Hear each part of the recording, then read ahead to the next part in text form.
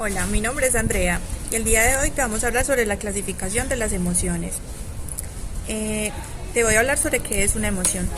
Una emoción es una respuesta fisiológica ante una percepción. Son respuestas básicas del organismo. Son transitorias.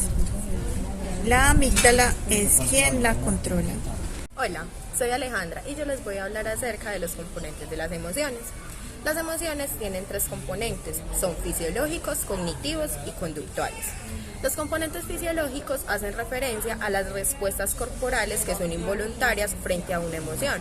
Por ejemplo, la aceleración del ritmo cardíaco, la respiración acelerada o la sudoración. El componente cognitivo se refiere a cómo procesamos la información de esa emoción. De ahí depende que califiquemos la emoción de forma subjetiva, sea como buena o como mala. Por último tenemos el componente conductual, que hace referencia a los cambios que presenta nuestro cuerpo al momento de una emoción. Por ejemplo, los cambios en los gestos, en los movimientos del cuerpo. Hola, mi nombre es Claudia Gómez. Les voy a hablar de los 8 tipos de emociones.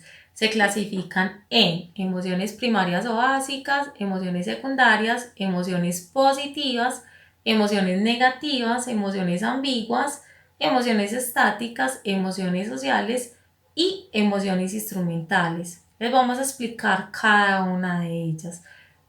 Buenos días para todos, mi nombre es Sara Cadavid y el día de hoy voy a hablarles sobre las emociones básicas o primarias. Estas emociones son respuestas preorganizadas que se van moldeando por medio de la experiencia y el aprendizaje. Se dan en respuesta ante un estímulo y son 6 básicas: ira, tristeza, alegría, asco, miedo y sorpresa. Vamos a hablar de las emociones secundarias.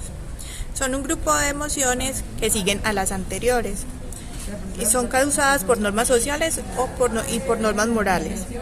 Por ejemplo, si experimentamos miedo, después podemos sentir amenaza o enfado, dependiendo de la situación que estemos viviendo. Ahora vamos a pasar a hablar de lo que son las emociones positivas. Las emociones positivas se conocen también como emociones saludables porque afectan de forma positiva el bienestar del individuo que las siente. En este tipo de emociones se favorece lo que es la manera de pensar, la manera de razonar y también de actuar de las personas. Se experimentan generalmente cuando se alcanza una meta o un logro y no son prolongadas en el tiempo. Por ejemplo, la alegría nos provoca una actitud positiva frente a la vida y nos hace sentir experiencias que nos ayudan a sentirnos bien. Las emociones negativas suelen conocerse también como emociones tóxicas. Provocan el deseo de evadir o de evitarlas, ya que afectan negativamente el bienestar de las personas. Son emociones desagradables como el miedo, la ira, la tristeza o el asco, siendo el miedo la más intensa. Estas se experimentan frente al peligro, frente a una pérdida, frente a una amenaza o cuando se bloquea una meta.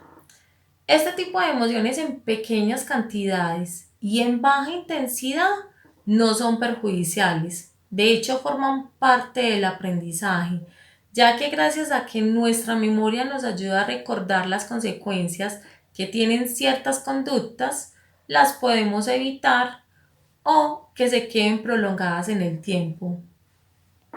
Pasamos a hablar sobre las emociones ambiguas. Se conocen también como emociones neutras, puesto que no provocan ni emociones ni negativas ni positivas. Por ejemplo, la sorpresa no nos hace sentir ni bien ni mal.